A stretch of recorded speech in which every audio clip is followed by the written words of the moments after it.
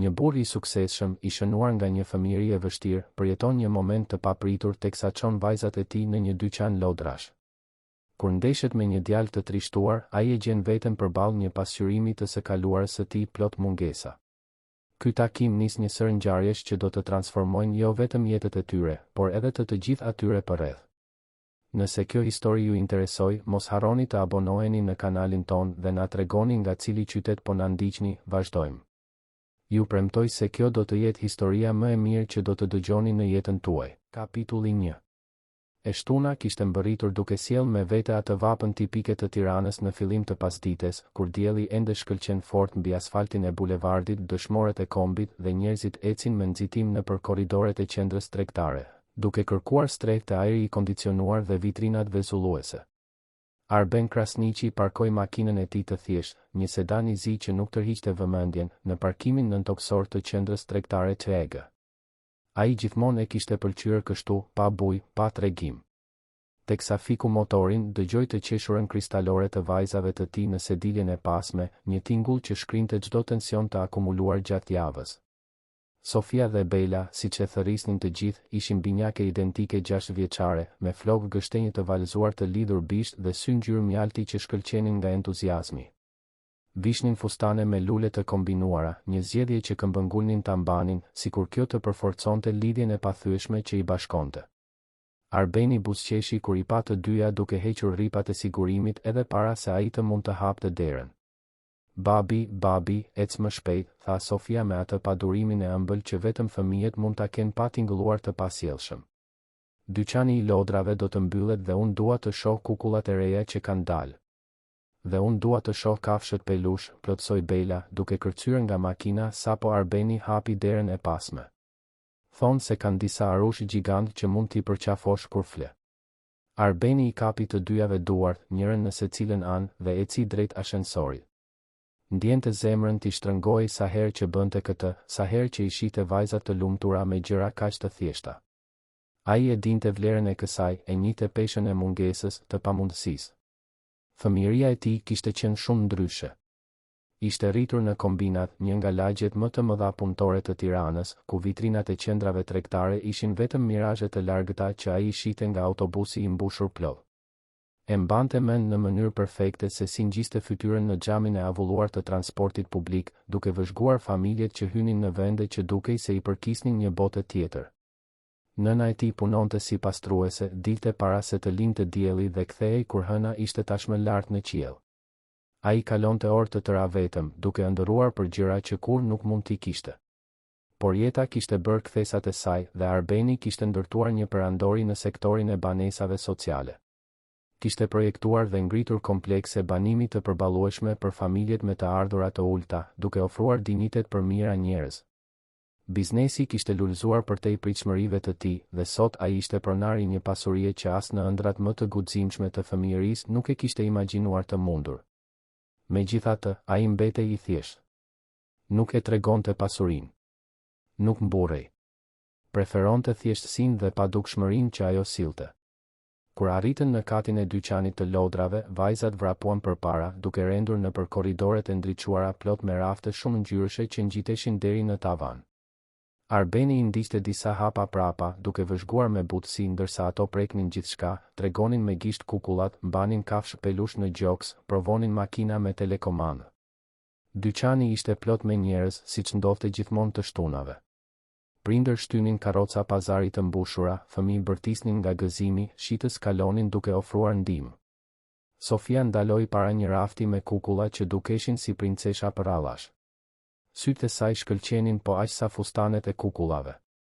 Babi, shikoje këtë, përshpëriti ajo me nderim, duke mbajtur një kukull bjonde me fustan blu vezullues. Ajo është e bukur. Bela, nga ana tjetër, kishte gjetur një qenush pelush të artë me sy kopsash dhe vesh të varur. E shtrëngonte kafshën në gjoks sikur të ishte gjëja më e çmuar në botë. Mund ta marr, babi, pyeti ajo me atë zërin e butë që shkrinte çdo rezistencë. Arbeni buzëqeshi dhe tundi kokën në shenjë pohimi. Sigurisht që mundeni, dashuritë e mia, le të shkojmë te kasa. Ai mori lodrat nga duart e tyre dhe eci drejt radhëve që formoheshin pranë daljes së dyqanit. Sofia dhe Bela e ndiqnin duke biseduar me gjallëri për emrat që do t'u vinin lodrave të reja. Lumturia e tyre ishte e prekshme, aq e vërtet sa Arbeni ndjeu një val mirënjohjeje t'i pushtonte gjoksin. Mund t'ua jepte këtë atyre. Mund t'u ofronte gëzim pa kufi, pa shqetësime. Por ishte atëherë, kur ishte pothuajse duke arritur te kasa, që diçka e bëri të ndalonte. Jashtë dyqanit, përtej dyrëve të qelçta transparente që ndanin brendësinë e ndriçuar nga korridori i qendrës tregtare, ishte një djalë. Ai duhet të ishte rreth 5 ose 6 vjeç, vishte një bluzë të zbedhë dhe pantallona të shkurtra të thjeshta, dhe e kishte fytyrën plotësisht të ngjitur në xhamin e vitrinës. Sytë e tij gështenjë ishin të fiksuar në diçka specifike, dhe Arbeni ndoqi shikimin e djalit derisa identifikoi objektin e dëshirës. Ishte një makinë zjarfikse e kuqe, me drita që pulsonin dhe një shkallë të zgjatshme që ngjitej e zbriste. Lodra ishte vendosur strategjikisht në vitrinë, duke tërhequr vëmendjen e kalimtarëve. Djali nuk lëvizte. Ishte plotësisht i hipnotizuar, me duart e shtrira në xham, gishtat duke lënë gjurmë të vogla në sipërfaqen e ftohtë. Pranë tij, një grua e re, që duhet të ishte nëna, i mbante dorën e lirë ndërsa shikonte djalin e saj me një shprehje që Arbeni e njohu menjëherë. Ishte e njëjta shprehje që kishte nëna e tij kur ai kërkonte diçka që ajo nuk mund ta blinte. Trishtimi i përzier me pafuqi, dashuri e përzier me dhimbje. Gruaja u ul në lartësinë e djalit dhe i tha diçka në vesh, me siguri duke u përpjekur ta binte të largohej prej andej, ta harronte makinën, të pranonte se ajo dëshirë do të duhej të priste. Por djali tundi kokën, ende pa i hequr syt nga lodra. Nuk qante, nuk bënte skandal. Thjesht shikonte me atë intensitetin e heshtur të dikujt që e di se është përballë diçkaje të paarritshme. Arbeni ndjeu gjoksin t'i shtrëngoi. Duart e tij filluan të dridheshin lehtë ndërsa mbante lodrat e vajzave. Ishte sikur koha të ishte kthyer pas, sikur ai vetë të ishte përsëri jashtë asaj vitrine, jashtë të gjitha vendeve ku ëndrat shiteshin me çmime që familja e tij kurrë nuk mund t'i paguante. Ju kujtua një dyqan në pazarin e ri, ku kishte kaluar me nënën e tij një herë. Kishte një robot blu në vitrinë që shndërrohej në makinë. Arbeni kishte mbetur i paralizuar para asaj mrekullie teknologjike, asaj cope plastike dhe metali që përfaqësonte gjithçka që ai nuk kishte. Nëna e tij i kishte thënë, me zë të dridhur, se një ditë ai do të kishte një lodër si ajo. Por ajo ditë nuk kishte ardhur kurrë. Sofia i tërhoqi mëngën e këmishës së babait. Babi, a je mirë? Pyeti ajo, duke anuar kokën me shqetësim. Arbeni puliti syt, duke u kthyer në të tashmen. Shikoi vajzat e tij dhe pastaj përsëri djalin jashtë. Gruaja tani e tërhiqte butësisht për krahu, duke u përpjekur ta bënte të ecte, por djali rezistonte, i pavendosur të linte pas makinën zjarfikse. Arbeni e pa kur ai më në fund u dorëzua, duke ulur kokën dhe duke e lënë nënën ta çonte larg vitrinës. Humbja në atë gjest të vogël ishte si një thik në zemrën e Arbenit. Bela gjithashtu e kishte parë. Ajo dhe Sofia shkëmbyen shikime, atë komunikim të heshtur që vetëm binjakët kanë, dhe pastaj Sofia preku përsëri krahun e babait. Babi, ai djali donte një lodër, tha ajo, duke treguar me gisht në mënyrë diskrete siluetën që tashmë po largohej nëpër korridorin e qendrës tregtare. Duke i trishtuar, plotësoi Bela, duke kafshuar buzën e poshtme. Arbeni gëlltiti me vështirësi. Vajzat ishin të vogla, por tashmë kuptonin shumë më tepër se sa ai imagjinonte. Ishin të ndjeshme, të vëmendshme, të afta të shihnin përtej nevojave të tyre. Ishte diçka që ai dhe ish gruaja e tij gjithmonë ishin përpjekur t'ua mësonin. Empati. Mëshirë. Mirënjohje. Sofia shikoi kukullën që babai mbante, pastaj Belën dhe pastaj përsëri Arbenin. Babi, a mund t'ja jepnim lodrat tona atij? Sugjeroi ajo me zë të butë, pothuajse të turpshëm, sikur të mos ishte e sigurt nëse lejohej të bënte një ofertë të tillë. Arbeni ndjeu një ny në fyt. Shikoi vajzën e tij, pastaj Belën, e cila pohoi fuqishëm me kokë. Po, babi, ne mund të blejmë një ditë tjetër. Ai ka më shumë nevojë se ne. Ai moment ishte transformues. Arbeni ndjeu syt t'i digjinin, lotët duke kërcënuar të shpërthenin. Vajzat e tij, të rritura në bollëk, pa njohur kurrë privim, ishin të gatshme të hiqnin dorë nga gëzimi i tyre për të sjellë lumturitë e një i panjohur. Ishte mësimi më i bukur që mund të merrte. Ai u ul në lartësinë e tyre, duke u mbajtur supet me delikatesë. Jeni të sigurta, vajza, pyeti ai, zëri i ngjirur nga emocioni. Unë mund t'i blej të gjitha përsëri. Nuk keni nevojë të hiqni dorë. Por Sofia tundi kokën. Ne kemi shumë gjëra në shtëpi, babi. Ai nuk ka asgjë. Dhe ndoshta ai kur nuk ka pasur një lodër të re, shtoi Bela me mençurinë e pafajshme të një fëmije. Ne mund ta bëjmë atë të lumtur. Arbeni i përqafoi të dyja fort, duke ndjerë dashurinë që vërshonte nga gjoksi. Në rregull, atëherë. Le ta bëjmë këtë. Le të blejmë makinën që ai donte.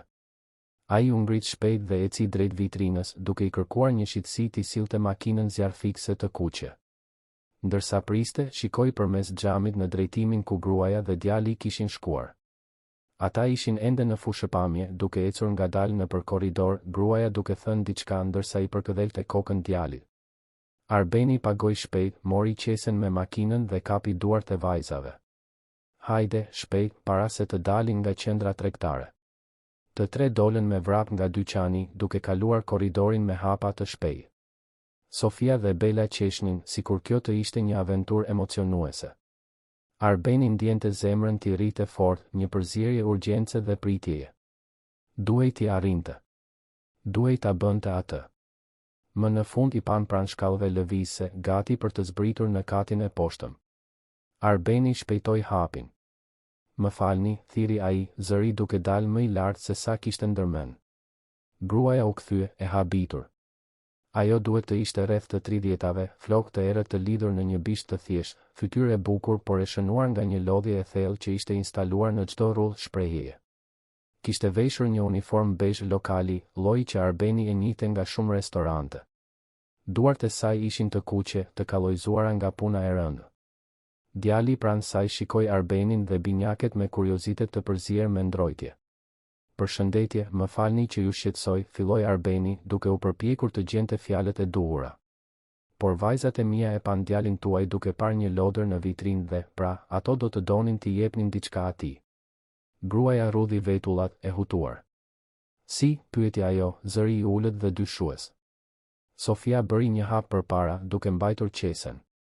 Ne e blem makinën zjarfikse për të, tha ajo me një buzëqeshje të turpshme. Atë që ai po shikonte. Sytë e gruas u zmadhuan. Jo, tundi ajo kokën shpejt, faqet duke ju skuqur nga turpi. Shumë faleminderit, por nuk mund ta pranojmë. Është shumë mirësi. Arbeni pa djalin duke parë qesen me të njëjtin intensitet që kishte kur ishte para vitrinës. Sytë e tij të vegjël shkëlqenin, plot me shpresë të përmbajtur. Ju lutem, këmbënguli Arbeni, zëri i butë. Do të ishte një nder për ne. Vajzat e mia këmbëngulën. Ato donin që djali juaj ta kishte këtë dhuratë. Gruaja shikoi djalin e saj, pastaj Arbenin, pastaj binjaket që buzëqeshnin me ëmbëlsi. Sytë e saj filluan të lotonin. U përpoq të fliste, por zëri i dështoi. Mirënjohja, turpi, emocioni, të gjitha u përzien në një shprehje që pothuajse e theu Arbenin në mes. Bela i zgjati qesen djalit. Është e jotja, tha ajo me thjeshtësi. Që të luash shumë. Djali shikoi nënën e tij, duke kërkuar leje në heshtje. Gruaja më në fund tundi kokën në shenjë pohimi, e pa aftë të fliste. Djali mori qesen me të dyja duart, e hapi ngadalë dhe pa makinën e kuqe që shkëlqente brenda paketimit. Sytë e tij u mbushën me lot menjëherë. Ai shtrëngoi qesen në gjoks dhe filloi të qante, me dënesa të heshtura që i dridhnin supet e vogla. Nëna u gjunjëzua pranë tij, duke e tërhequr në një përqafim të fortë, ndërsa qante edhe ajo. Shumë faleminderit, arriti të thoshte mes lotësh, duke parë Arbenin. Shumë faleminderit vërtet. Sofia dhe Bela u afruan dhe e përqafuan djalin bashkë me nënën e tij, duke krijuar një rreth të vogël emocioni aty në mes të korridorit të qendrës tregtare. Njerëzit kalonin, disa ndalonin për të vëzhguar, por askush nuk ndërhynte. Ishte një moment i shenjtë, nga ata që nuk kanë nevojë për fjalë. Arbeni qëndroi në këmbë, duke vëzhguar skenën me zemrën e fryrë. Shitet e djali reflektimin e vetes, shitet e nëna reflektimin e nënës së tij. Dhe shitet e vajzat e tij mundësinë e një bote më të mirë, ku empatia ende ekzistonte, ku mirësia ishte ende e mundur. Kur më në fund u ndan, gruaja fshiu lotët nga fytyra me shpinën e dorës. Më falni, tha ajo, duke u përpjekur të mblidhte veten. Unë zakonisht nuk qaj kështu. Është se, ajo hezitoi, zëri duke i dështuar përsëri. Është se ka qenë e vështirë. Dhe ai shikoi djalin e saj që mbante makinën sikur të ishte një thesar, ai kur nuk ka pasur një lodër të re. Gjithmonë kam mbledhur disa të përdorura kur kam mundur. Kjo këtu është, tundi kokën, pa fjalë. Nuk ka nevojë të shpjegohesh, tha Arbeni me butësi. Unë e kuptoj. Më shumë se sa imagjinon. Ajo e shikoi me intensitet, sikur të përpiqej të lexonte diçka në fytyrën e tij. Për një moment, Arbeni ndjeu se ajo shite përtej rrobave të thjeshta që ai vishte, përtej pamjes së zakonshme që kultivonte. Ishte sikur ajo të njihte te ai diçka familjare, një dhimbje të përbashkët, një histori të ngjashme. Djali më në fund gjeti zërin. Faleminderit, tha ai me zë të ulët, duke parë Sofin dhe Bejlën. Shumë faleminderit. Asgjë, u përgjigj Sofia me një buzëqeshje të gjerë. Si quhesh? Luka, tha ai, ende duke shtrënguar makinën në gjoks. Unë jam Sofia dhe kjo është motra ime, Bejla. Ne jemi binjake. Luka buzëqeshi për herë të parë, një buzëqeshje e vogël por e sinqertë. Ju jeni njësoj. Po, qeshi Bejla. Të gjithë e thonë këtë. Nëna e Lukës i vuri dorën në supë djalit. Ne duhet të shkojmë, dashuri. Duhet të kthehem në punë së shpejti. Ajo shikoi përsëri Arbenin. Seriozisht, shumë faleminderit. Ju nuk e dini se sa shumë do të thotë kjo. Ishte kënaqësi, tha Arbeni. Kujdesuni për veten. Ata u përshëndetën me tundje dore dhe gruaja vazhdoi me Lukën drejt shkallëve lëvizse. Arbeni pa kur djali shikoi prapa për herë të fundit, ende duke mbajtur makinën sikur të kishte frikë se dikush do t'ia merrte nga duar. Pastaj ata zbritën dhe u zhdukën nga pamja. Sofia dhe Bejla qëndruan pranë babait të tyre, duke vëzhguar derisa nuk mund t'i shihnin më. Ishte bukur, babi, tha Sofia, duke i mbajtur dorën. Ndihem mirë brenda. Edhe unë, ra dakord Bejla. A mund ta bëjmë këtë përsëri ndonjë ditë? Arbeni buzëqeshi, duke u shtrënguar duart të dyjave. Sa herë të doni, vajzat e mia gjithmonë. Ata u kthyen në dyqanin e lodrave dhe Arbeni bleu përsëri kukullën dhe qenushin pelush. Vajzat u gëzuan, por kishte diçka ndryshe tani, një kuptim më i madh i vlerës së gjërave, i fatit që kishin, i përgjegjësisë që vinte me bollkun. Arbeni e vuri re këtë në sytë e tyre, në mënyrën se si falënderuan me më shumë intensitet, se si i mbanin lodrat me më shumë kujdes. Gjatë rrugës për në shtëpi, ndërsa ngiste makinën nëpër rrugët e ngarkuara të Tiranës, Arbeni nuk mund ta hiqte nga mendja imazhin e nënës dhe djalit. Trishtimi në sytë e saj, mirënjohja e përzier me turp, ashpërsia e jetës e shënuar në çdo gjest. Ai e dinte saktësisht se si ishte. E njihte peshën e të mosqenit në gjendje të jepje fëmijës atë që të gjithë fëmijët e tjerë dukej se e kishin. E njihte dhimbjen e të thënit, jo kur gjithçka që doje ishte të thoshe po. Babi, a je mirë? Pyeti Bejla nga sedilja e pasme, duke vënë re heshtjen e tij. Jam, dashuria ime. Vetëm po mendoja. Për çfarë po mendoje? Se sa e çuditshme është jeta, u përgjigj ai, duke parë në pasqyrën e pasme të dyjave. Se si ndonjëherë ne takojmë njerëz që kanë nevojë për ne, dhe ne kemi nevojë për ta gjithashtu, edhe pa e ditur. Sofia anoi kokën. A do ta shohim Lukën përsëri? Arbeni buzëqeshi. Nuk e di, bia ime. Por shpresoj që po. Dhe ai nuk e dinte ende në atë moment, ndërsa kthehej për në apartamentin e tij të gjerë në zonën e liçenit artificial, se ai takim i rastësishëm në qendrën tregtare nuk kishte qenë vetëm një gjest i izoluar mirësie. Ishte fillimi i diçkaje shumë më të madhe, diçkaje që do të ndryshonte jetën e të gjithëve në mënyra që ai kur nuk mund t'i imagjinonte. Ishte kapitulli i parë i një historie që sapo kishte filluar të shpalosej, një histori dashurie, dhimbjeje, kapërcimi dhe familjeje. Atë natë, pasi i vuri vajzat në gjumë, Arbeni qëndroi në balkonin e apartamentit duke parë dritat e qytetit. Tirana pulsonte e pafund nën qiellin e errët, miliona jetë që ndodhnin njëkohësisht, secila me gëzimet dhe trishtimet e saj, fitoret dhe humbjet e saj. Diku në atë pafundësi urbane, ai e dinte, ishin gruaja dhe djali, me siguri në një vend të vogël dhe të thjeshtë, por sot me pak më shumë gëzim se sa kishin më parë. Luka duhet të ishte duke fjetur i përqafuar me makinën zjarfikse, duke ëndërruar për sirena dhe shpëtime heroike. Dhe nëna e tij duhet të ishte shtrirë duke menduar se si jeta ndonjëherë të befason, se si mirësia ende ekziston, se si një gjest i thjesht mund të nënkuptojë të gjithë botën për dikë që nuk ka asgjë. Arbeni mori frymë thellë, duke ndjer fllatin e natës që i prekte fytyrën. Nuk ja dinte emrin.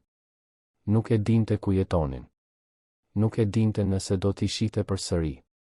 Por e dinte me siguri absolute se ai takim kishte ndryshuar diçka brenda tij.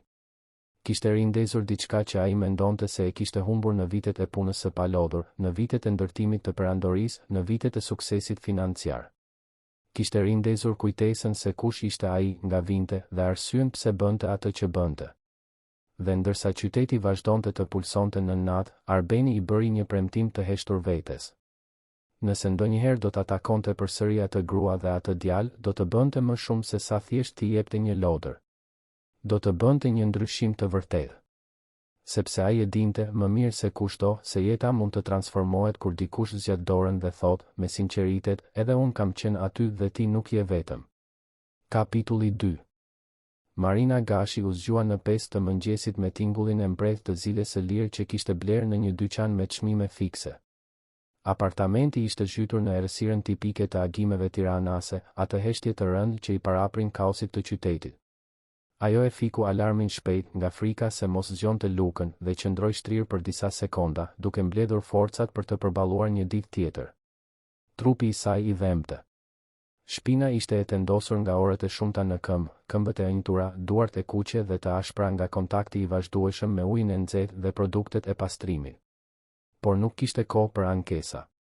Qiraja ishte vonuar, fatura e dritave kishte skaduar 3 ditë më parë dhe paratë e 15 ditëshit të fundit ishin pothuajse avulluar mes ushqimit, transportit dhe ilaçeve. U ngrit ngadalë duke shkelur në dyshemen e ftohtë të apartamentit të vogël një dhomësh që ndante me djalin e saj. Hapësira ishte e vogël, e vendosur në një pallat të vjetër në Kamës. 25 metra katror që strehonin një dhomë që shërbente njëkohësisht si dhomë ndenjeje, një banjo e vogël dhe një kuzhinë ku mezi hynin 2 veta. Muret kishin myk në qoshe, boja zhvishej në disa vende dhe era e lagështisë ishte e vazhdueshme. Por ishte ajo që Marina mund të paguante. Ishte streha e saj, shtëpia e saj, i vetmi vend në botë që ajo mund ta quante të sajin. Hyri në banjo dhe lau fytyrën me ujë të ftohtë, duke vëzhguar reflektimin e saj në pasqyrën me njolla. 32 vjeç, por dukej sikur ishte 40. Lodhja ishte gdhendur në çdo tipar, në rrathët e zinj poshtë syve, në rrudhat rreth gojës, në flokët që fillonin të tregonin disa fije të bardha të parakoshme. Kur ishte bërë kështu, pyeti veten. Kur jeta ishte bërë kjo betejë e përditshme për mbijetesë, ku çdo lek llogaritej, çdo vakt planifikohej, çdo dëshirë shtyhej për një kohë të pacaktuar. Veshi uniformën bezh të lokalit ku punonte, një vend i quajtur shije shtëpie, i vendosur në qendër të Tiranës. Këmisha ishte e gjerë dhe pa formë, pantallonat kishin një grisje të vogël në fund që ajo e kishte rregulluar me pe, dhe përparsja ishte e njollosur me yndyrë që nuk hiqej as me produktet më të forta. I lidhi flokët në një bisht të shtrënguar, veshi atletet e vjetra dhe mori çantën e vjetër që mbante çdo ditë.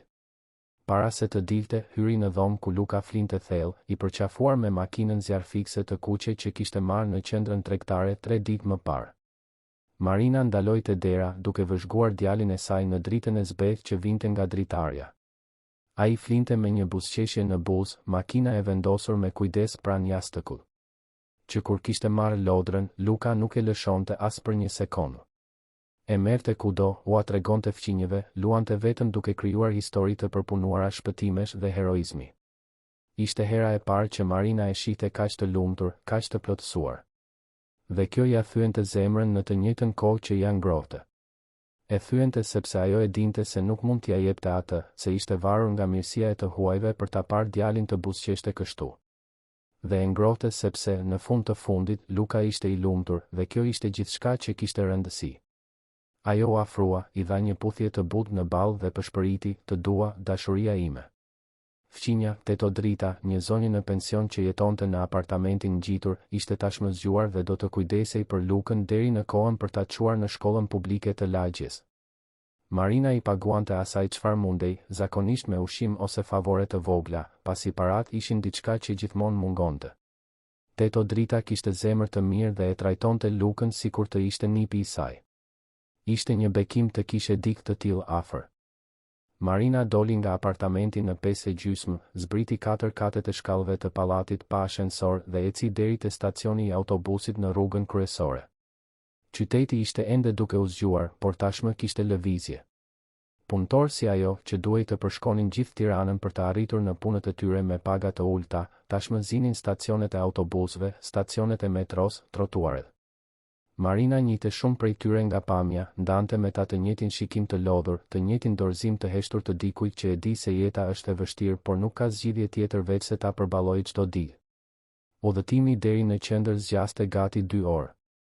Ajo merrte një autobus të mbushur plot deri në stacionin e metros, pastaj përballej me 3 ndërrime dhe një ecje tjetër 15 minutëshe deri te lokali. Mbërrinte në 7:15 minuta para orarit të hyrjes, sepse shefi i saj, zoti Pjetër, kishte zakon tua mbante nga rroga atyre që vonoheshin, edhe nëse ishte për 1 minutë. Lokali Shije Shtëpie ndodhej në një rrugë të gjallë pranë pazarit të ri, një vend që ishte plot gjatë orës së drekës. Ishte një ambient i thjeshtë, me banak xhami që tregonte byrek të fërguar, tavolina formike të kuqe dhe karrige plastike. Shërbente vakte të lira për punëtorët e zonës, studentët dhe njerëzit në situatë rruge që mblidhnin monedha për të blerë një pjatë ushqim. Marina punonte në kuzhinë, duke larë pjata, duke prerë perime, duke fërguar byrek, duke pastruar yndyrën e akumuluar në pllaka dhe në dysheme. Ishte një punë e rëndë, e nxehtë, raska pice. Avulli i tenxhereve ja bënte fytyrën të kuqe, vaj spërkaste dhe ja diqte krahët, klori ja irritonte duart. Dhe zoti Pjetër, pronari i lokalit, ishte një njeri i vështirë. I shëndosh, i djersitur, gjithmonë në humor të keq, ai e komandonte vendin me britma dhe kërcënime. I poshtëronte punonjësit para klientëve, u mbante nga rroga për çdo gabim, nuk u jepte kur leje edhe kur dikush sëmurej. Marina i kishte humbur numrin se sa herë ai e kishte quajtur të paaftë, të ngadalt, budallaqe. Por ajo duronte. Kishte nevojë për punën. Kishte nevojë për paratë. Nuk kishte luks dinjiteti kur uria trokiste në derë.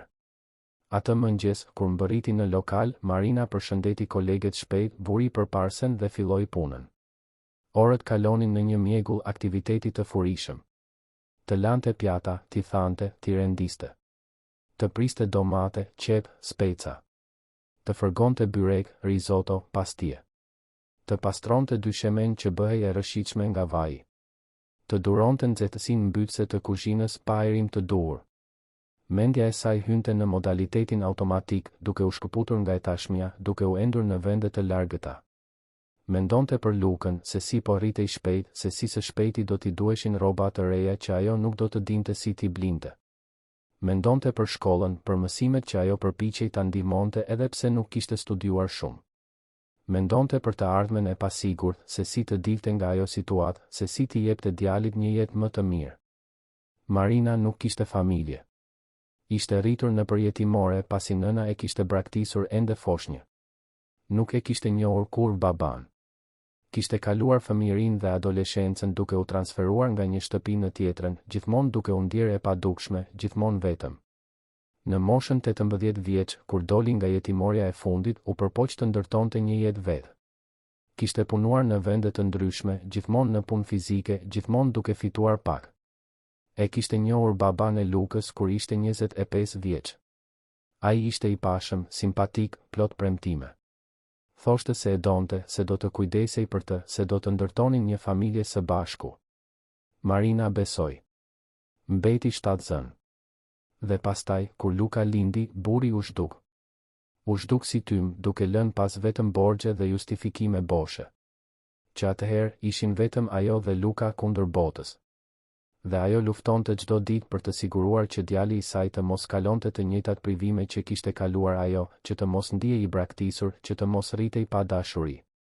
Edhe nëse kjo do të thoshte të punonte deri në raskapitje, edhe nëse do të thoshte të hiqte dorë nga çdo gjë për veten e saj, edhe nëse do të thoshte të jetonte në një apartament të vogël dhe të vishte rroba të vjetra. Luka ishte arsyeja e saj për të ekzistuar, qëllimi i saj, forca e saj. Dita në lokal kaloi mes kaosit të zakonshëm. Zoti Pjetër i bërtiti 2 herë sepse pjatat nuk po laheshin me shpejtësinë që ai donte. Në orën e drekës, kuzhina u bë një ferr me porosi që grumbulloheshin, klientë që ankoheshin, yndyrë e shpërndar kudo. Marina nuk u ndal asnjë minutë, duke punuar pa pushim derisa këmbët i dhembnin dhe duart i u bën të kuqe dhe të ënjtura. Në 3 të pasdites, kur më në fund pati 15 minuta pushim, doli nga dera e pasme e lokalit për të marrë pak ajër të pastër. U ul në shkallën e ndotur të rrugicës, hoqi këpucët për një moment dhe masazhoi këmbët e dhimbshme. Shikoi qiellin gri të Tiranës, të mbuluar nga re të ulta dhe ndotje, dhe pshertiu thellë. Sa kohë do të duronte këtë, pyeti veten. Sa kohë do të kishte forcë për të vazhduar? Por pastaj mendoi për Lukën, për buzëqeshjen e tij kur flinte i përqafuar me makinën zjarfikse dhe e dinte përgjigjen. Do të duronte sa të ishte e nevojshme. Nuk kishte mundësi tjetër. 4 ditë pas takimit në qendrën tregtare, ndodhi diçka e papritur. Ishte e shtunë dhe Luka kishte ardhur me të në lokal sepse Teto Drita po vizitonte vajzën e saj në Durrës dhe nuk mund të qëndronte me të. Marinës nuk i pëlqente ta merrte djalin në punë, por ndonjëherë nuk kishte zgjidhje. Ai qëndronte ulur në një qoshe të lokalit, duke vizatuar në fletë që ajo i merrte nga fletoria e vjetër që kishte blerë në librari, gjithmonë i qetë, gjithmonë i sjellshëm. Merrte makinën zjarfikse dhe luante me zë të ulët, duke krijuar historitë e tij pa shqetësuar askën. Marina ishte në kuzhinë, si gjithmonë, e zhytur në punë, kur dëgjoi një britm të njohur që vinte nga salla. Ishte Luka. Ajo la gjithçka menjëherë dhe vrapoi për të parë se çfarë kishte ndodhur, zemra i rrite nga paniku. Por kur arriti në sallë, nuk gjeti asnjë emergjencë. Përkundrazi, Luka ishte në këmbë, duke buzëqeshur nga veshi në vesh, duke treguar me gisht një tavolinë pranë dritares. Mami, mami, shiko kush është këtu, bërtiste ai, duke kërcyer nga entuziazmi. Janë vajzat e qendrës tregtare, ato që më dhanë makinën. Marina ktheu kokën në drejtimin që tregonte Luka dhe ndjeu botën të ndalonte. Aty ishin ato, binjaket me fustane të kombinuara, të ulura në tavolinë me një burr. I njëjti burr që i kishte dhënë makinën Lukës. Burri që ajo nuk kishte mundur ta hiqte plotësisht nga mendja ditët e fundit. Arbeni gjithashtu i pa në të njëjtin çast. Sytë e tij u zmadhuan nga habia dhe pastaj një buzëqeshje e gjerë i ndriçoi fytyrën. Çfarë rastësie e pabesueshme, tha ai, duke u ngritur nga karrigia. Sofia dhe Bela e njohën Lukën menjëherë dhe vrapuan drejt tij, duke e përqafuar me gëzimin e vërtet të fëmijëve që gjejnë një mik. Luka, Luka, bërtiti Bela. Ti je këtu. Marina mbeti e paralizuar, pa ditur si të reagonte. Ndjente faqet t'i digjeshin nga turpi. Aty ishte ajo, me uniformën e ndotur me yndyrë, flokët e shpupuritur, duart e kuqe dhe të ënjtura. Dhe aty ishte ai, burri që kishte qenë tepër i sjellshëm, që kishte dhënë një dhuratë të shtrenjtë pa kërkuar asgjë në këmbim. Dallimi mes botëve të tyre nuk ishte dukur kur kaq i madh.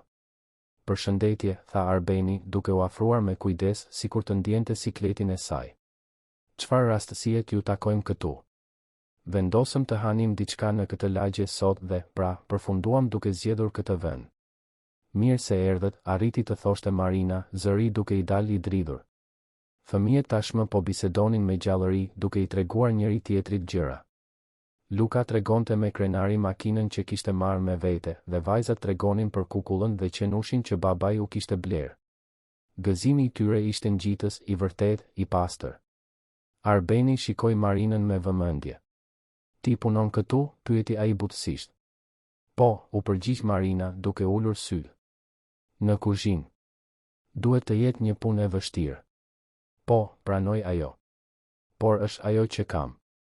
Pati një heshtje të shkurtër, jo të sikletshme, por të ngarkuar me mirë kuptim të ndërsjell. Arbeni dukej se kuptonte gjëra që ajo nuk i kishte thënë, dukej se shite përtej paraqitjeve.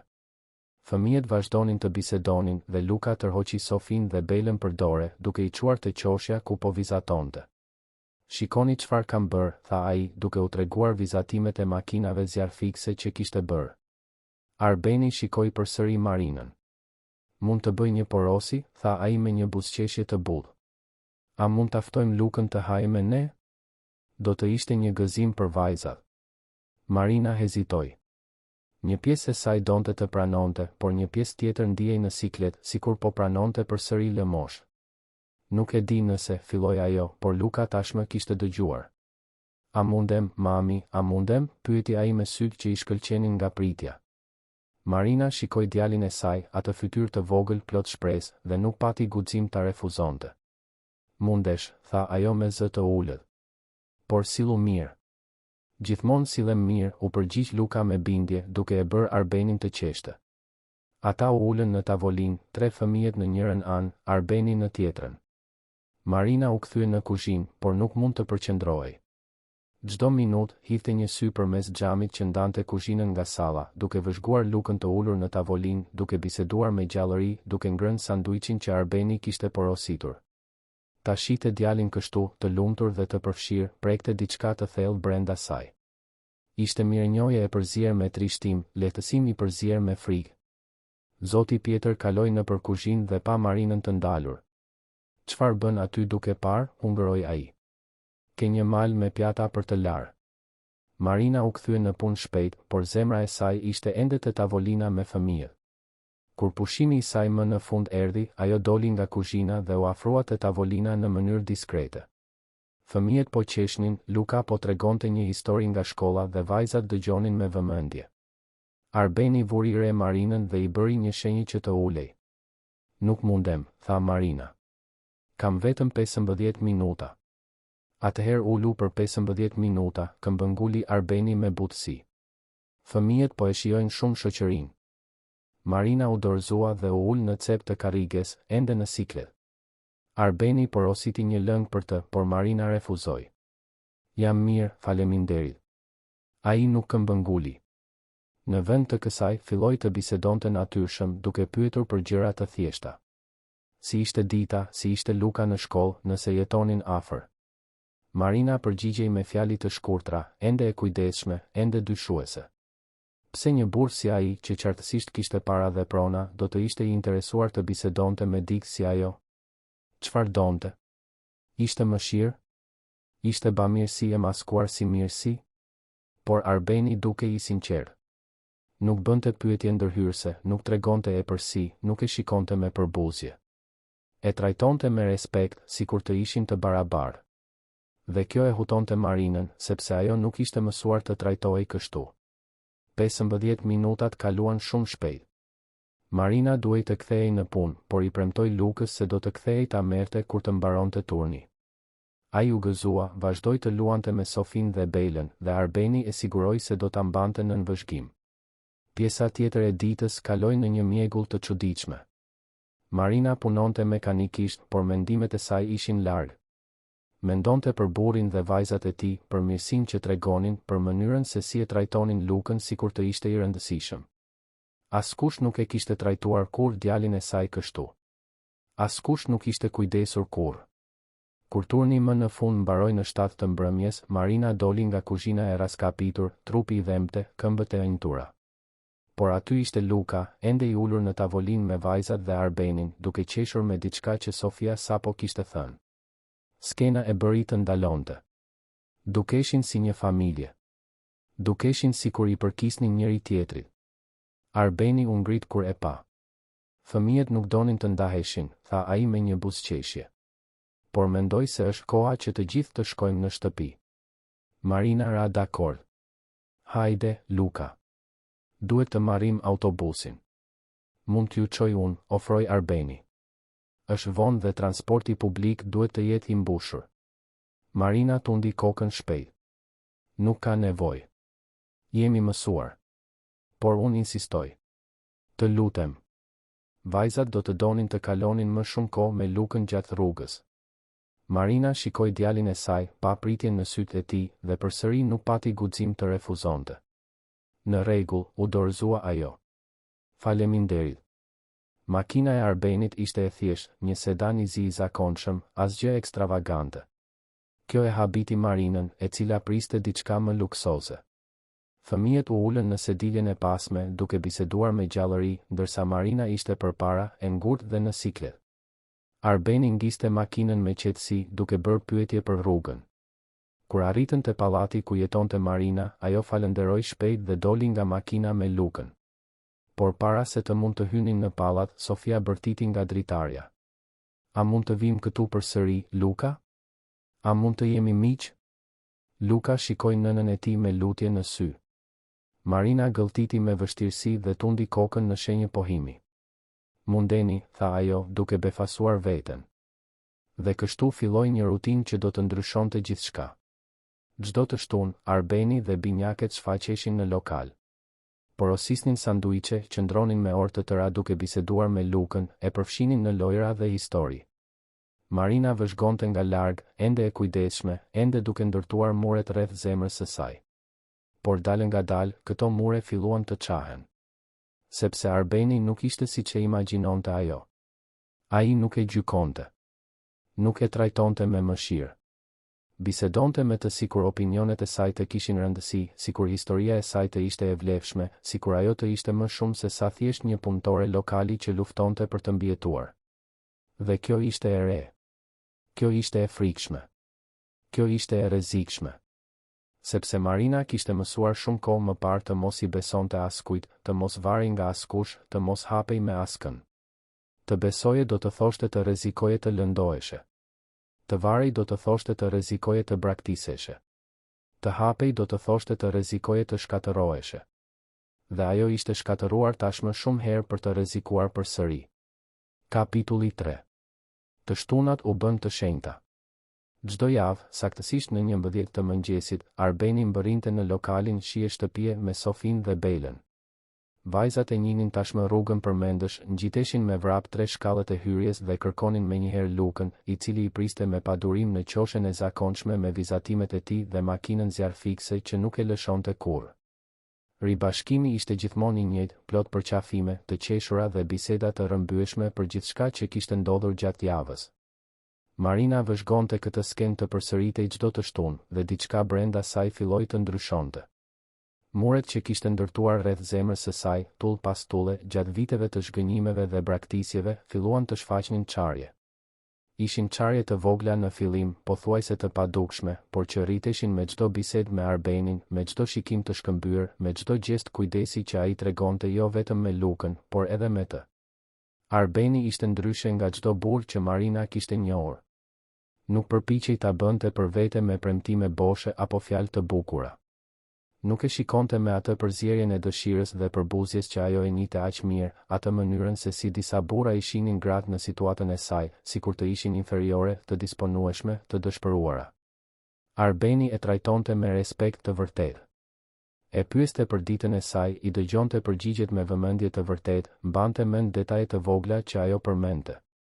Kur Marina komentoi se Lukës i pëlqente të vizatonte por nuk kishte materiale të përshtatshme, Arbeni u shfaq të shtunën tjetër me një set të plot lapsash me ngjyra, fletore të reja dhe stilo lapsa. Nuk ishte një dhuratë e shtrenjtë apo ekstravagante, por ishte e menduar, ishte e kujdesshme, ishte saktësisht ajo që Lukës i duhej. Dhe vajzat ishin të mrekullueshme me djalin e saj. E trajtonin si vëlla, e përfshinin në të gjitha lojrat, e mbronin kur fëmijët të tjerë të lokalit bënin komente të këqija për rrobat e tij të vjetra apo këpucët e grisura. Sofia kishte një anë mbrojtëse dhe zemëroi kur dikush ishte i padrejtë me Lukën. Bela ishte më e ëmbël, gjithmonë e përqafonte djalin kur kuptonte se ishte i trishtuar dhe shpikte histori qesharake për ta bërë të qeshtë. 3 fëmijët krijuan një lidhje që i kapërcente dallimet shoqërore, që injoronte barrierat që ndërtonin të rriturit. Për ta, ishin vetëm miq. Ishin vetëm fëmijë që ishin fëmijë. Marina i lejoi vetes, për herë të parë pas shumë kohësh, të ndjente diçka përtej lodhjes dhe shqetësimit. Filloi t'i priste të shtunat me një ankth të ndryshëm, jo vetëm sepse e dinte që Luka do të ishte i lumtur, por sepse edhe ajo donte ta shihte Arbenin. Donte të dëgjonte zërin e tij të qetë, të qeshurën e tij të lehtë, historitë e tij për vajzat. Gjatë javës, ndërsa lante pjata ose fërgonte byrek në kuzhinën mbytëse, e gjente veten duke menduar për të, duke kujtuar bisedat, duke imagjinuar se çfarë do të thoshin në takimin tjetër. Por sa herë që këto mendime shfaqeshin, Marina i largonte me forcë. Nuk mund t'ia lejonte vetes këtë. Nuk mund të mashtrohej. Një burr si Arbeni, edhe pse nuk e tregonte pasurinë, qartësisht kishte një jetë të qëndrueshme, të organizuar, të rehatshme. Ajo nuk ishte gjë tjetër veç se një punëtore lokali, një nën beqare pa familje, pa të ardhme, pa asgjë për të ofruar përveç problemeve dhe ndërlikimeve. Pse do të interesoj ai për të vërtet? Me siguri ishte vetëm bamirësi e maskuar si miqësi. Me siguri i vinte keq. Dhe Marina kishte qenë objekt mëshire për aq kohë sa ta dinte se sa shumë dhemte kjo. Kështu që mbante distancë. Bisedonte, por nuk hapej plotësisht.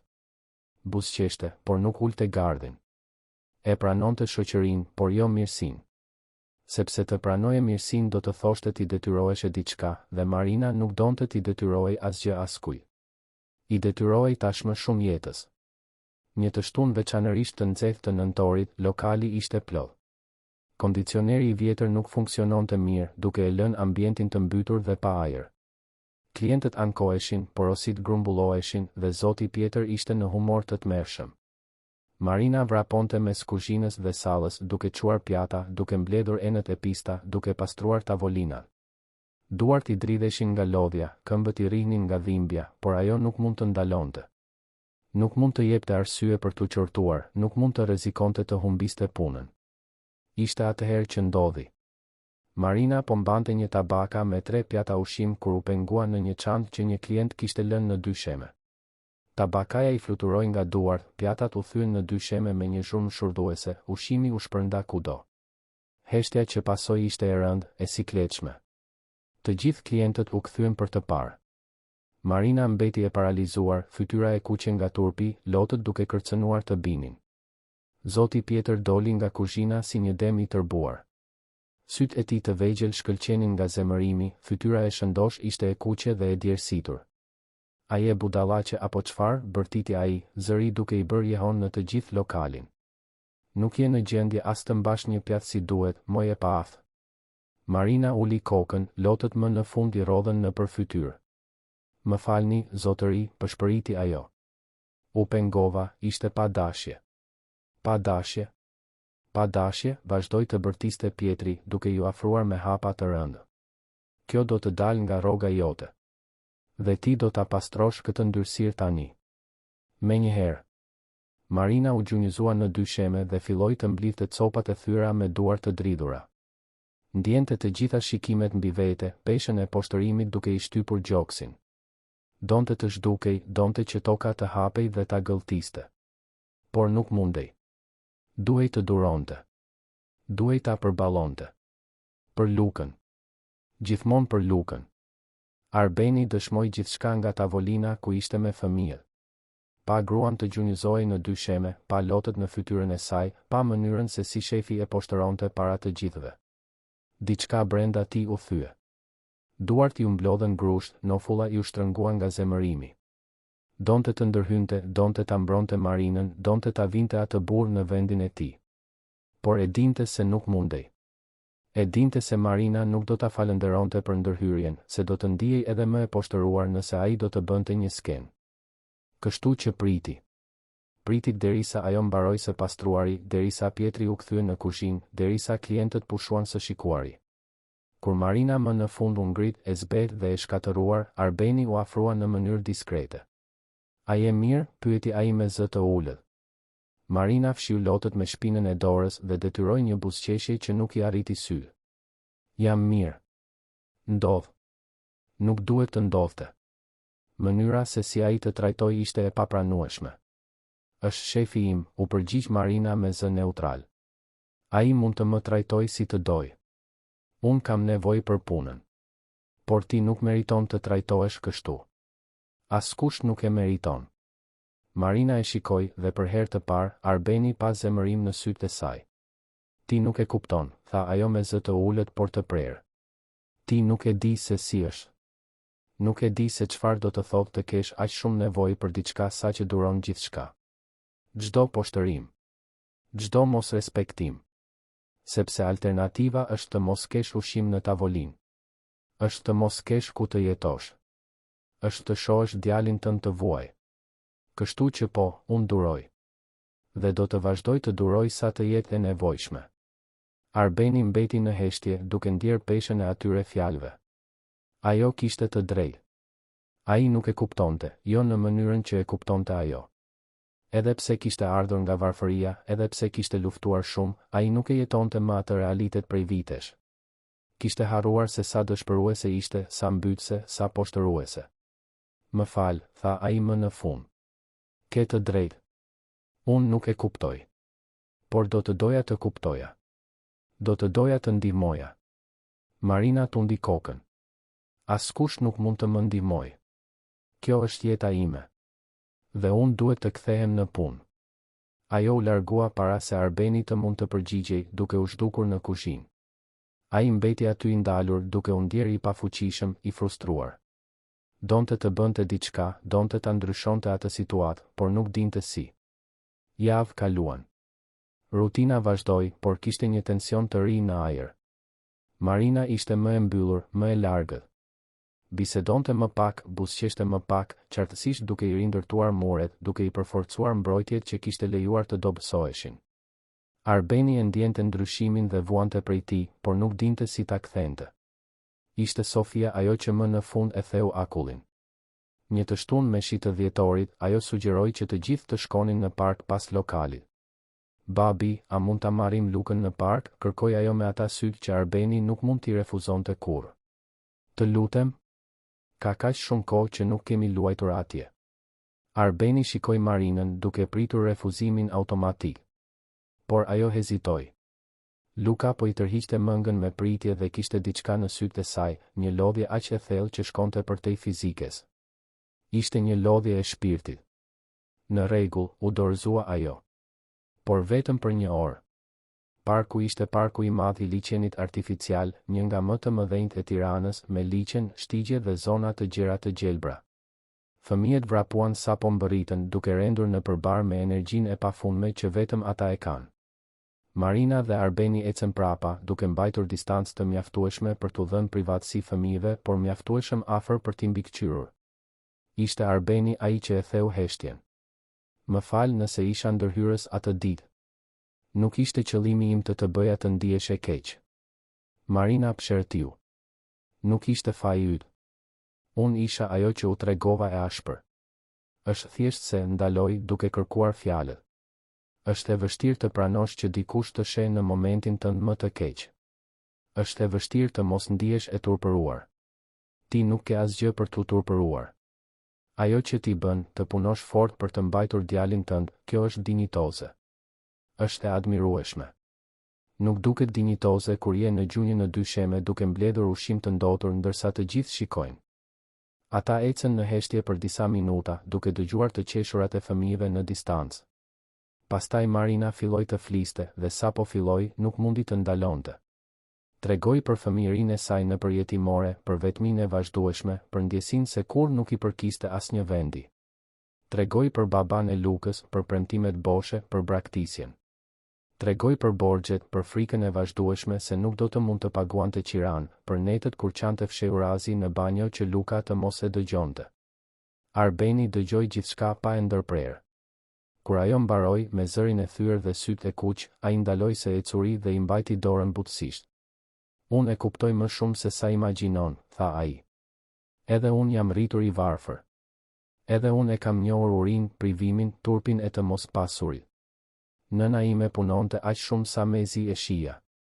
Jam rritur duke parë vitrina të gjërave që kur nuk mund t'i kisha. E di se çfarë do të thotë të ndihesh më pak, të ndihesh se nuk i meriton gjërat e mira të jetës. Marina e shikoi me habi. Por ti, filloi ajo, hezituese. Ti ke kaq shumë tani. Si arrite të dilje? Punë. Fath. Mundësi. Pak nga të gjitha. Kam studiuar natën, kam bërë kurse falas, kam pranuar çdo punë që më dilte.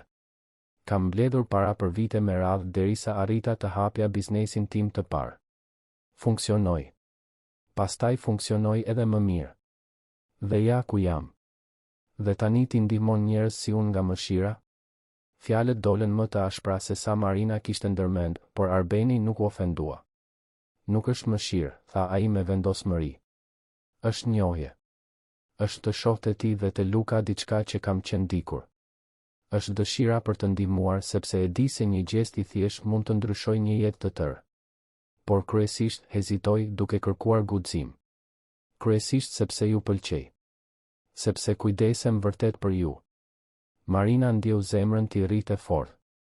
Ato fjalë ishin të rrezikshme, ishin tunduese, ishin gjithçka që ajo nuk mund t'ia lejonte vetes të ndjente. Por në të njëjtën kohë ishin saktësisht ato që ajo donte të dëgjonte. Ti as nuk më njeh mirë, pëshpëriti ajo. Atëherë më lejo të njoh. Më lejo të jem i pranishëm. Jo si bamirësi, jo si mëshirë, por si dikush që dëshiron të jetë pjesë e jetës tënde. E jetës suaj. Marina donte të thoshte po. Donte aq shumë të thoshte po. Por frika ishte më e madhe, frika se mos lëndoi, frika se mos lëndonte lukën, frika se mos varej dhe braktisej përsëri. Para se të mund të përgjigjej, fëmijët u kthyen me vrap, duke e ndërprer momentin. Mami, babi, a do të ham akullore, kërkoi Sofia, duke mbajtur dorën e Lukës. Momenti kaloi, por diçka kishte ndryshuar. Marina e ndjeu. Arbeni gjithashtu. Ishte sikur një derë të ishte hapur, duke zbuluar mundësi që më parë dukeshin të pamundura. Në të shtunat e ardhshme, bisedat u bën më të thella, më intime. Marina filloi të buzëqeshte më shumë, të relaksohej, t'i lejonte Arbenit të hynte pak më shumë. Ai, nga ana tjetër, ndante histori për jetën e tij, për vajzat, për ëndrat dhe frikrat e tij. Por kishte diçka që Arbeni nuk e tregonte. Nuk zbulonte se kush ishte në të vërtetë, cila ishte pozita e tij e vërtet financiare, perandoria që kishte ndërtuar. E mbante këtë pjesë sekret nga frika se do të ndryshonte gjithçka, nga frika se Marina do ta shite ndryshe, nga frika se mos refuzohej jo për atë që ishte, por për atë që kishte. Dhe pastaj, një pasdite të zakonshme të janarit, e vërteta doli në dritë në mënyrën më të keqe të mundshme. Ishte një shtunë veçanërisht e ngarkuar në lokal. Marina po shërbente në tavolina sepse një kameriere kishte munguar dhe Arbeni ishte ulur me fëmijët duke pritur ushimin. Televizori i lokalit ishte ndezur në lajmet e pasdites, por askush nuk i kushtonte shumë vëmendje. Derisa zëri i spikerit njoftoi një reportazh special. Do të flasim tani për një nga biznesmenët më me ndikim në Tiranë në sektorin e banesave sociale. Arben Krasniqi, drejtori i përgjithshëm i ndërtim Krasniqi, sapo ka njoftuar një projekt të ri që do të përfitojë më shumë se 5.000 familje. Marina po kalonte pikërisht para televizorit kur dëgjoi emrin. Ndaloi. U kthye nga ekrani. Dhe aty, në definicion të lartë, ishte fytyra e Arbenit. Jo një fytyrë e ngjashme. Ishte ai. Saktësisht ai. Reportazhi vazhdonte duke treguar imazhe të pallateve gjigante, grafik të fitimeve astronomike, intervista ku Arbeni fliste për përgjegjësinë sociale dhe përfshirjen. Spikeri përmendi shifra që i bën kokën Marinës të rrotullohej. Miliarder. Fjala i bëri jehon në vesh. Arben Krasniqi ishte miliarder. Marina ndjeu dyshemen të zhdukej nën këmbët e saj. Tabakaja që mbante i rrëshiti nga duart, por këtë herë mezi e dëgjoi zhurmën e enëve që thyeshin. Sytë e saj ishin të fiksuar në televizor, duke u përpjekur të përpunonte, duke u përpjekur të kuptonte. Burri që vinte në lokal çdo të shtunë, që bisedonte me të sikur të ishte i barabartë, që hiqej si një baba i zakonshëm, ishte një miliarder. Kishte gënjur. Kishte fshehur. Ishte shtirur. Ndjesia e tradhtisë ishte fizike, si një thikë që i hynte në gjoks. Marina u kthye ngadalë nga tavolina ku Arbeni ishte me fëmijët. Edhe ai e kishte parë reportazhin. Ishte i zbeth, sytë i kishte të zgurdulluar nga paniku. U ngrit shpejt, bëri një hap drejt saj. Marina, unë mund të shpjegoj. Por Marina tashmë po tërhiqej. Lotët filluan të binin, duke i djegur fytyrën. Ti gënjeve, tha ajo, zëri duke i dalë i thyer. Gjithë kohës. Ti më gënjeve. Unë nuk gënjeva. Unë thjesht nuk tregova gjithçka. Të lutem, më lejo të shpjegoj. Nuk tregove, qeshi Marina, një tingull i hidhur dhe i dhimbshëm. Ti je miliarder. Miliarder. Dhe unë çfarë jam? Projekti yt i bamirësisë? Vepra jote e mirë e muajit? E gjora e shkret që vendoset ta ndihmoje për t'u ndjerë më mirë me veten? Nuk është kështu. Kur nuk ka qenë kështu. Atëherë çfarë është? Pse nuk më tregove? Pse u shtire si një baba normal? Sepse doja që ti të më shije si njeri, jo si para. Doja që ti të më besoje mua, jo atë që unë kam. Të besoj, bërtiti Marina, dhe i gjithë lokali mbeti në heshtje, të gjithë duke parë. Si do të besoj të dikush që fsheu diçka kaq të rëndësishme? Ti më le të hapja zemrën time, më le të flisja për jetën time, për vështirësitë e mia, ndërsa ti kishe fuqinë të zgjidhje gjithçka dhe nuk the asgjë. Kjo është mizori. Kjo është manipulim. Fëmijët po qanin tani. Luka nuk e kuptonte se çfarë po ndodhte, por e dinte se diçka e tmerrshme ishte gabim. Sofia dhe Bela përqafonin njëra tjetrën, të frikësuara nga britma. Marina shikoi djalin e saj, pa lotët në fytyrën e tij dhe ndjeu zemrën t'i coptohej edhe më shumë. Por nuk mund të qëndronte. Nuk mund të vazhdonte aty. E kapi Lukën për dorë me forcë. Ne do të ikim, tha ajo. Tani. Marina, të lutem, ju lut Arbeni, duke u përpjekur ta ndiqte. Le të bisedojmë. Le ta zgjidhim këtë. Nuk ka asgjë për të zgjidhur. Qëndro larg meje. Qëndro larg djalit tim. Ne nuk kemi nevojë për mëshirën tënde. Nuk kemi nevojë për asgjë që vjen nga ti. Ajo doli nga lokali duke tërhequr zvarr Lukën, i cili qante dhe bërtiste se donte të qëndronte me vajzat. Marina nuk shikoi prapa. Nuk mundej.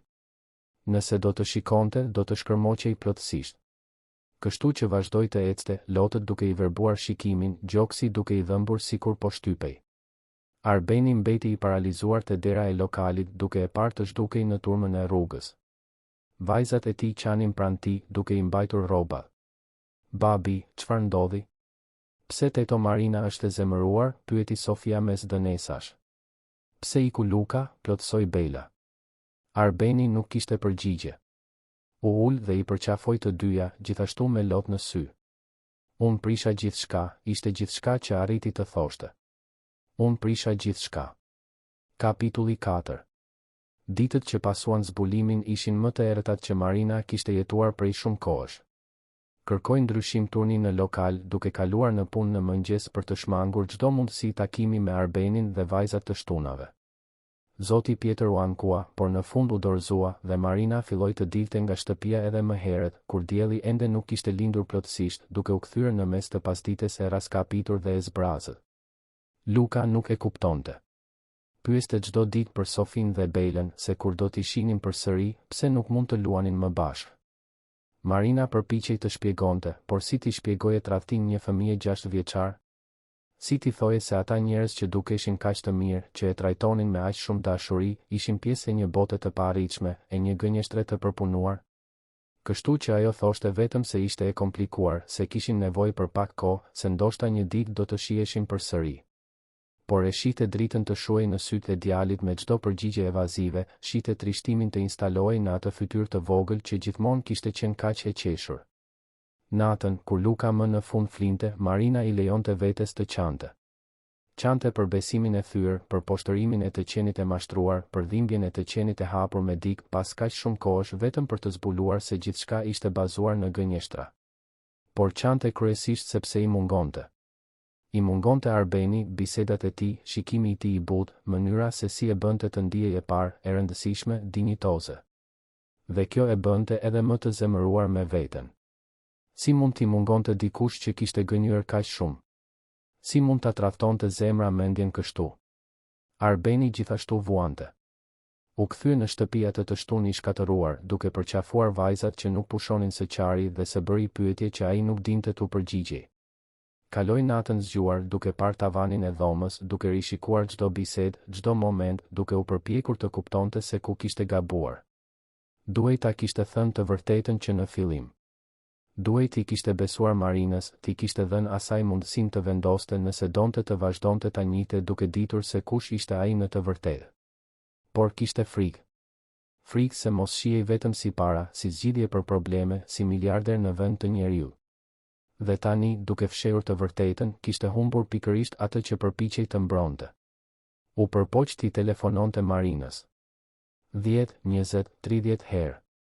Ajo ja bllokoi numrin. I dërgoi mesazhe. Ajo nuk u përgjigj. Shkoi te lokali, por Marina i kërkoi një punonjëse tjetër t'i thoshte se nuk donte të fliste me të. Arbeni respektoi. Nuk donte të detyronte, nuk donte të ushtronte presion, nuk donte të ishte më ndërhyrës se sa kishte qenë tashmë. Kështu që u tërhoq, duke i dhënë hapësirë, duke i dhënë kohë, duke shpresuar se një ditë ajo do të pranonte të dëgjonte versionin e tij, të kuptonte arsyet e tij, ndoshta edhe ta falte. Sofia dhe Bela e ndjen thellë mungesën e Lukës.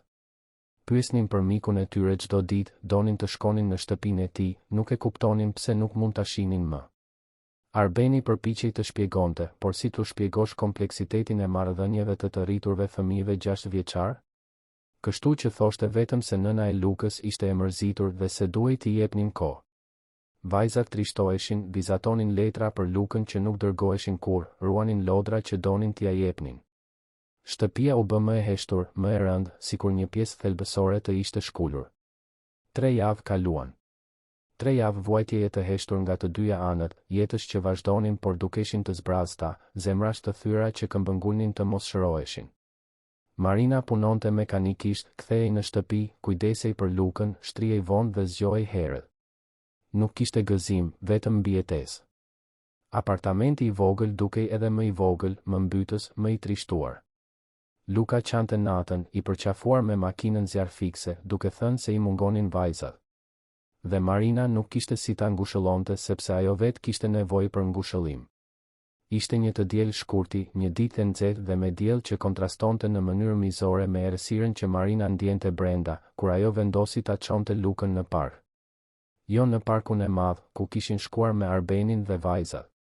Një park tjetër, më i vogël, në Kamës, afër vendit ku jetonin.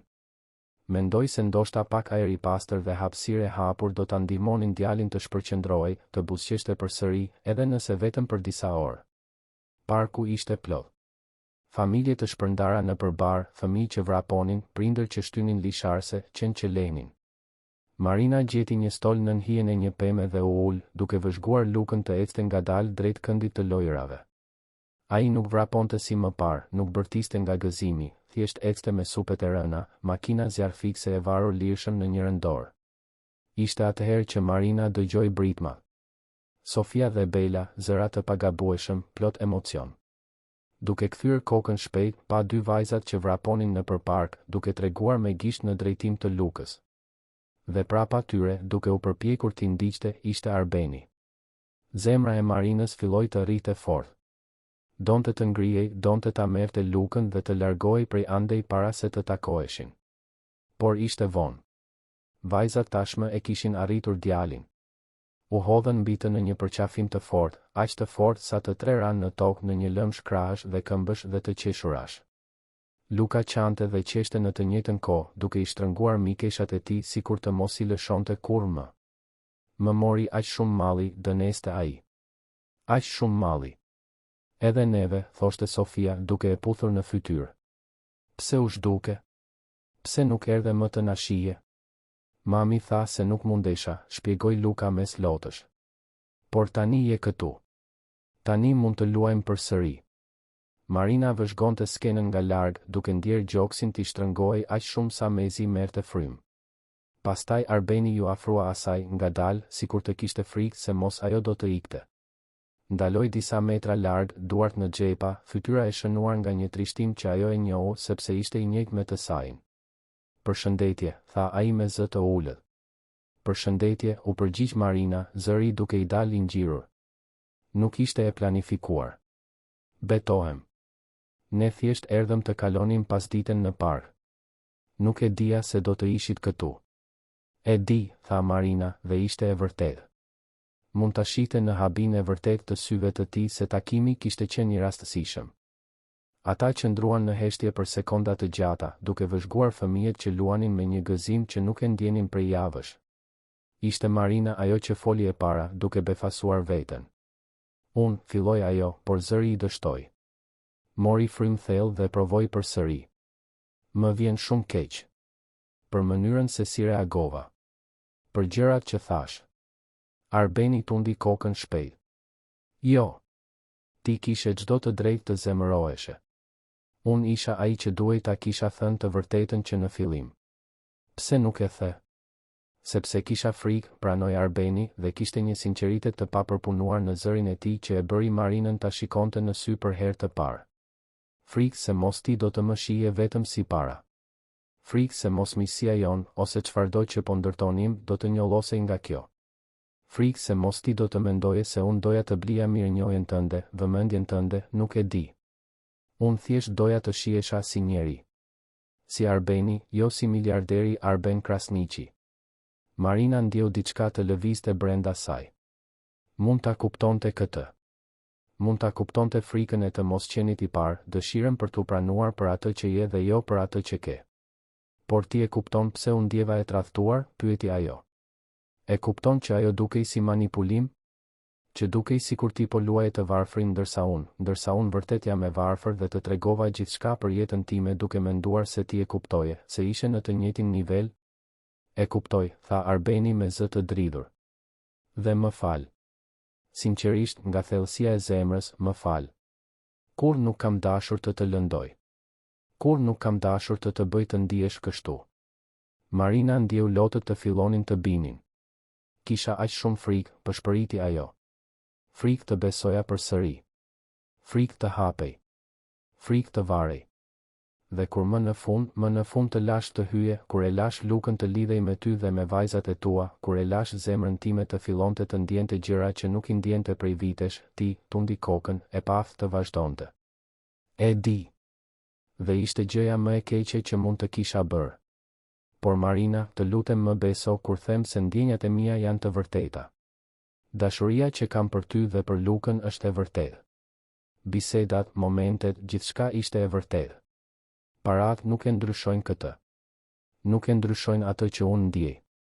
Marina e shikoi vërtet duke parë përtej paraqitjes, përtej tradhtisë, duke parë burrin që kishte njohur muajt e fundit. Burrin e butë që e trajtonte Lukën si djalin e tij, që e dëgjonte me vëmendje, që qeshte me shakat e saj të këqija, që e bënte të ndihej e rëndësishme. Ai po thoshte të vërtetën. Ajo e shihte këtë në sytë e tij, në mënyrën se si gjithë trupi i tij duke i tendosur nga shpresa dhe frika. Edhe mua më mungon, pranoi Marina më në fund. Ti dhe vajzat. Të dyve na mungoni. Luka qanë çdo ditë duke dashur t'i shoh mikeshat e tij. Dhe unë u ndjeva më e humbur se sa isha para se të njihja, sepse tani e di se çfarë do të thotë të kesh dikë dhe ta humbasësh këtë. Ishte, ndaloj duke marrë frym thellë. Ishte e tmerrshme. Atëherë më jep një shans. Na jep një shans.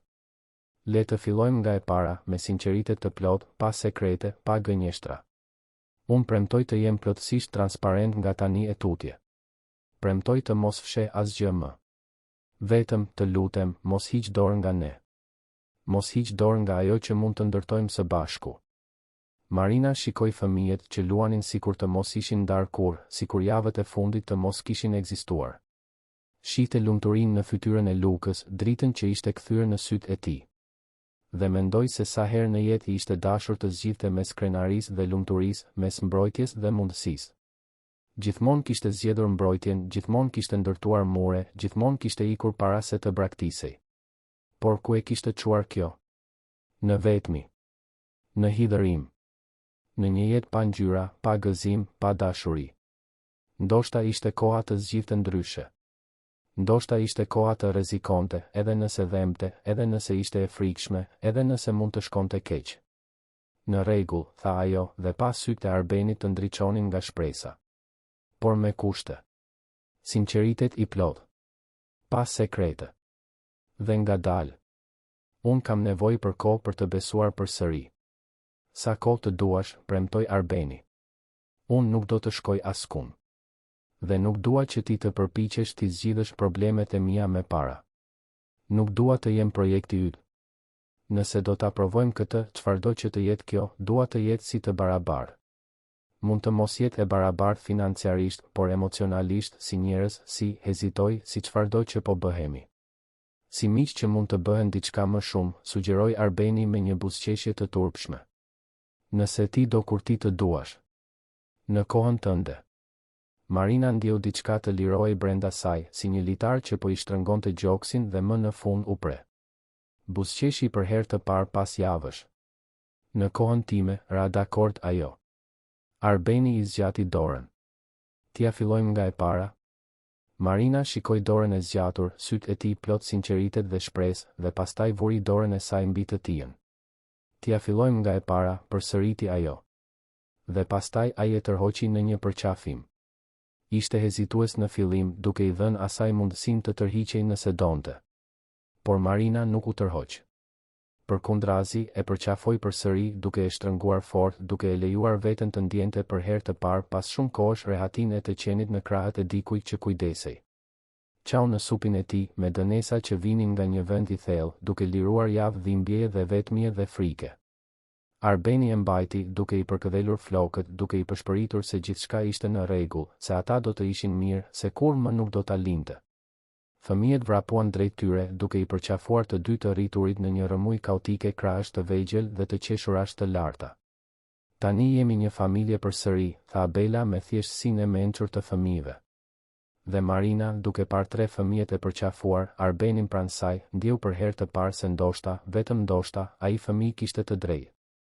Muajt që pasuan ishin të rindërtimit, por këtë herë mbi baza të forta ndëshmërie dhe respekti. Arbeni e prezantoi Marinën zyrtarisht në botën e tij, duke i shpjeguar kompaninë e tij, punën e tij, pasurinë e tij, por gjithmonë duke e bërë të qartë se kjo nuk e përcaktonte se kush ishte ai. E çoi të shitë zyrën, e prezantoi me stafin, i tregoi projektet e banesave sociale që ndërtonte. Marina mbeti e impresionuar, jo vetëm me madhësinë e biznesit, por me pasionin e vërtet që Arbeni kishte për punën, me dëshirën e vërtet për të bërë një ndryshim në jetën e njerëzve. Dhe pastaj erdhi propozimi që do të ndryshonte gjithçka. Arbeni i ofroi Marinës një punë në kompaninë e tij, në sektorin e burimeve njerëzore. Ajo hezitoi gjatë. Nuk donte të dukej sikur po pranonte bamirësi, nuk donte që njerëzit të mendonin se ishte me të përparatë. Por Arbeni këmbënguli se ajo ishte e kualifikuar, se kishte empati dhe mirëkuptim që u mungonte shumë drejtuesve, se mund të bënte një ndryshim të vërtet në mënyrën se si kompania i trajtonte punonjësit e saj. Me guxim, Marina pranoi. Dha dorëheqjen nga lokali, duke u përballur me zemërimin e Zotit Pjetër dhe duke ndjer një liri që nuk e kishte provuar prej vitesh. Filloi punën në ndërtim krasniqi një të hënë me shi të marsit, me frikë dhe pritje të përziera. Ambienti ishte krejtësisht i ndryshëm. Kishte respekt, kishte dinjitet, kishte mundësi për rritje. Marina filloi të studionte, duke bërë kurse online natën, duke mësuar për menaxhimin, leadershipin, komunikimin. Zbuloi se ishte e aftë, se ishte inteligjente, se kishte shumë për të ofruar. Paga dinjitoze e transformoi jetën e saj praktikisht brenda natës. Arriti të paguante të gjitha borxhet e vonuara. Arriti të merrte me qira një apartament më të mirë, me 2 dhoma, në një pallat të mirë, me siguri dhe ashensor. Arriti të blinte rroba të reja për Lukën, ta regjistronte në një shkollë të mirë private, të jepte atij mundësitë që gjithmonë kishte ëndërruar t'i jepte. E pa djalin të lulëzonte, të bënte miq të rinj, të zbulonte talente, të ëndërronte më lart. Dhe marrëdhënia mes saj dhe Arbenit u rrit gjithashtu, ngadalë por vazhdimisht, siç kishte premtuar Arbeni. Darka të rastësishme që u bën traditë, shëtitje në park çdo fundjavë, biseda të gjata për gjithçka dhe asgjë. Fëmijët ishin të pandashëm, kalonin fundjava të tëra bashk, shpiknin lojra të përpunuara, krijonin lidhje që shkonin përtej miqësisë. Ishin vëllezër e motra të zemrës, siç thoshte zakonisht Bela. Marina mësoi të besonte përsëri. Nuk ishte e lehtë, nuk ishte e shpejtë, por ndodhi. Tull pas tulle, ajo shembi muret që kishte ndërtuar rreth zemrës, duke i lejuar Arbenit të hynte vërtet.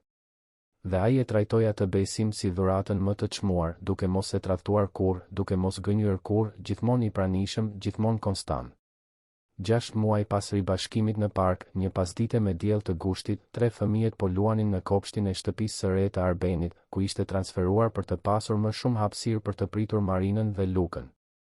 Ishte një shtëpi e bukur por jo luksoze, në një lagje të qetë, me një obor të madh ku fëmijët mund të vraponin dhe të luanin.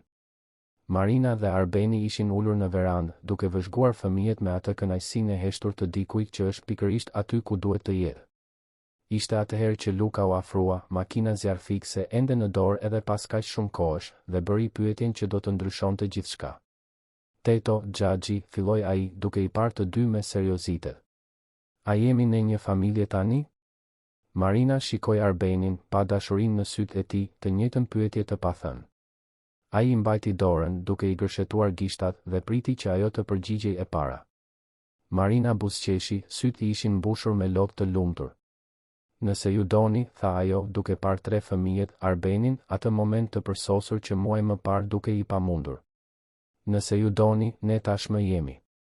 Fëmijët bërtitën nga gëzimi, kërcyen, u përqafuan, festuan sikur të kishin fituar dhuratën më të mirë në botë. Dhe në një farë mënyre, e kishin. Të gjithë e kishin. Fituan përkatësinë. Fituan dashurinë. Fituan familjen. Sofia vrapoi drejt Arbenit dhe e përqafoi fort. Gjithmonë kam dashur të kem një vëlla, tha ajo. Dhe tani kam Lukën. Dhe unë gjithmonë kam dashur të kem motra, plotsoi Luka, duke përqafuar edhe Belën. Dhe tani kam 2. Arbeni e tërhoqi Marinën më afër duke I puthur ballin me butësi. Faleminderit, pëshpëriti ai. Që më dhe një shans. Që më besove. Që e ndërtove këtë me ne. Marina mbështeti kokën në supin e tij. Faleminderit ty, u përgjigj ajo. Që më tregove se ende ka mirësi në botë. Se ende ja vlen të rrezikosh. Se dashuria ekziston edhe kur mendojmë se nuk e meritojmë. Ti gjithmonë e ke merituar, tha Arbeni me vendosmëri. Gjithmonë. Ata qëndruan aty të përqafuar duke vëzhguar fëmijët që luanin në kopshtin e ndriçuar nga dielli I pasdites. Jeta kishte bërë kaq shumë kthesa, kishte qenë kaq e ashpër, kaq e padrejtë, kaq mizore. Por gjithashtu kishte qenë bujare kur më pak e prisnin, kishte sjell njerëzit e duhur në momentin e duhur, kishte ofruar shanse të dyta kur dukej se nuk kishte më shpresë. Marina mendoi për gjithçka që kishte jetuar, për të gjitha dhimbjet, për të gjitha luftërat, për të gjitha momentet kur donte të dorëzohej, por vazhdoi për Lukën. Dhe tani, duke parë përreth, duke parë gëzimin e djalit të saj, duke ndjer dashurinë e Arbenit, duke I përkitur më në fund diçka e më të madhe se sa thjesht mbijetesa, e dinte se ja kishte vlejtur. Çdo lot, çdo sakrificë, çdo ditë e vështirë ja kishte vlejtur për të arritur deri këtu. Muaj u shndërruan në vite. Marina u rrit profesionalisht duke u bërë menaxhere e burimeve njerëzore të kompanisë. Historia e saj frymëzonte punonjës të tjerë, tregonte se ishte e mundur të ndryshojë jetën, se mundësitë ekzistonin për ata që luftonin. Luka u rriti fort dhe I lumtur, një djalë I shkëlqyer që ëndërronte të bëhej arkitekt për të ndërtuar shtëpi të bukura për familjet që kishin nevojë, ashtu siç bënte Arbeni. Sofia dhe Bela u bën gra të reja të mrekullueshme, plot empati dhe ndjenjë drejtësie, të formuara nga përvoja e të parit përtej privilegjeve të tyre, e të kuptuarit se mirësia transformon jetë. Dhe Arbeni e Marina, pas 2 vitesh marrëdhënieje të qëndrueshme, u martuan në një ceremoni të thjeshtë por emocionuese, vetëm me familjen e afërt dhe miqtë e dashur. Fëmijët ishin shoqëruesit duke ecur së bashku nëpër korridor, duke simbolizuar bashkimin që shkonte shumë përtej 2 të rriturve. Ishte bashkimi I 2 familjeve që u bën një, I 2 botëve që u takuan dhe vendosën të ndërtonin diçka të re së bashku. Natën e dasmës, kur të gjithë kishin ikur dhe fëmijët flinin të raskapitur pas aq shumë festimesh, Marina dhe Arbeni mbetën vetëm në verandën e shtëpisë, duke parë yjet që shkëlqenin në qiellin e Tiranës. A e beson se gjithçka filloi me një makinë lodër, tha Marina, duke buzëqeshur me kujtimin. Arbeni e tërhoqi afër, duke I puthur flokët. Nuk ishte makina, korrigjoi ai butësisht. Ishte mirësia e 2 vajzave 6 vjeçare që pan një djalë të trishtuar dhe donin ta ndihmonin. Ishte forca jote për të vazhduar të luftoje edhe kur gjithçka dukej e pamundur. Ishte rastësia që na vendosi në të njëjtin vend në momentin e duhur. Ishte gjithë kjo së bashku. A mendon se ishim të destinuar të takoheshim? Unë mendoj se jeta vendos njerëz në rrugën tonë kur ne jemi gati për ta. Dhe unë isha gati për ty, Marina. Isha gati të doja përsëri, të ndërtoja familje përsëri, të isha I lumtur përsëri. Edhe unë, pëshpëriti Marina, syt plot lot të lumtur. Edhe unë isha gati, vetëm nuk e dija ende. Ata u puthën nën yje, 2 të mbjetuar që gjetën strehtë të njëri tjetri, 2 shpirtra të plagosur që u shëruan së bashku, 2 njerëz që dëshmuan se dashuria nuk sheh klasë shoqërore, se mirësia transformon, se shanset e dyta ekzistojnë për ata që kanë guximin t'i pranojnë.